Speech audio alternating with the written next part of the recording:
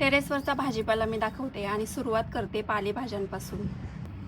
बऱ्याचशा शॉर्ट व्हिडिओमध्ये मी शेअर केलं होतं. चला म्हटलं आज एक लॉंग व्हिडिओ बनवूया. आणि बघू शकता की तो किती मस्त आला आहे. आणि ही कोथिंबीर जी मी 2-3 वेळा खोडली आणि ती परत आली आहे. त्याला फुलं पण यायला लागलीत. आता सुट्टीला गावाकडे गेले होते ना, पाऊस पडला होता आणि पाऊस पडला ना की शेतामध्ये तांदूळची भाजी उगती. गेल्यावरती सासूबाईंना विचारलं की तांदूळची भाजी आहे का शेतामध्ये, आपण बघूया आणि काढून आणू भाजीसाठी. तर त्या बोलल्या एकही ठोंब भेटणार नाही.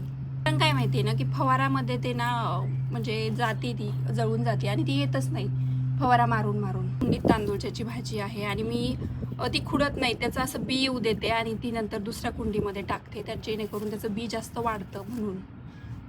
तर इथं आहे शेपू, त्यानंतर हा आहे चुका. चुका तर एवढा मस्त आलाय ना, मला असं वाटतं खुडून घेऊ की काय शेपू आणि चुका दोन्ही पण आत्ताच नाही, नंतर. तर हा आहे चुका. इथं ह्याला फुलं पण आली आहेत कोथिंबीरच्या झाडाला. हा पण आहे इथं शेपू, सॉरी चुका. हे बघा किती सारा चुका आलाय, मस्तपैकी चुका आलेला आहे इथं. त्यानंतर इथं 2 भाज्या होतात माझ्या, ह्याच्यामध्ये आणि आणखीन तिकडे थोडासा आहे. याच्यामध्ये माझ्या 2 भाज्या होऊन जातात, पातळ भाज्या.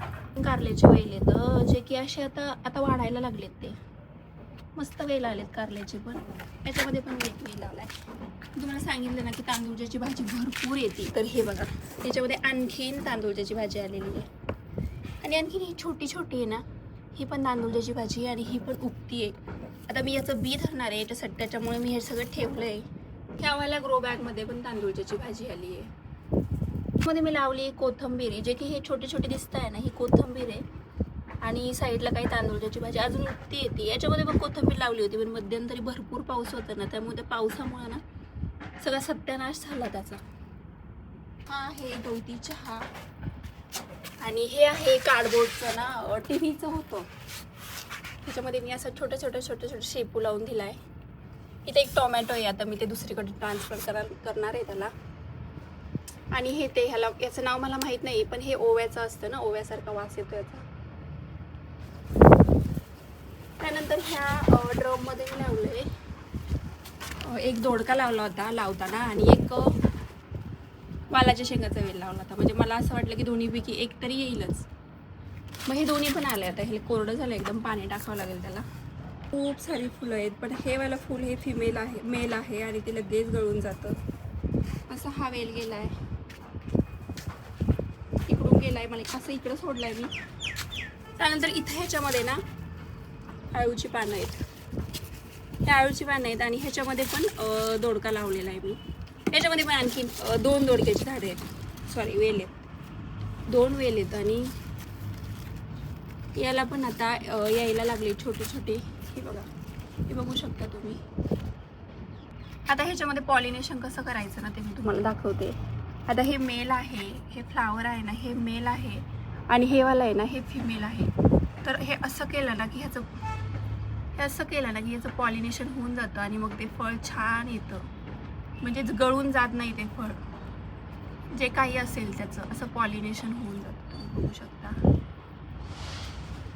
आणि इथे एक मस्तपैकी दोडका आलेला आहे. पहिल्यांदा माझा हा प्रयोग सक्सेस झाला आहे दोडक्याचा. बापरे, हे छोटी आलेले आहेत. ह्या कुंडीमध्ये ना पाणी जरा साचून राहतं, त्याच्यामुळे ह्याची दोडके पिवळी पडलीत. हा वाला पिवळा पडलाय आणि हा वाला छान आलाय, जो की ह्या वेलाचा आहे. इथे एक छोटंसं गवारीचं रोपटं उगलेलं आहे. तो दोडका आहे जो मी एका शॉर्ट्स व्हिडिओमध्ये शेअर केला होता आणि तो तेव्हा खूप छोटा होता. आता मस्त मोठा झाला आहे. अजून 2च दिवसात तो याच्या डबल होऊन जाईल. एकदा आलं ना की एकदम मोठे होतात.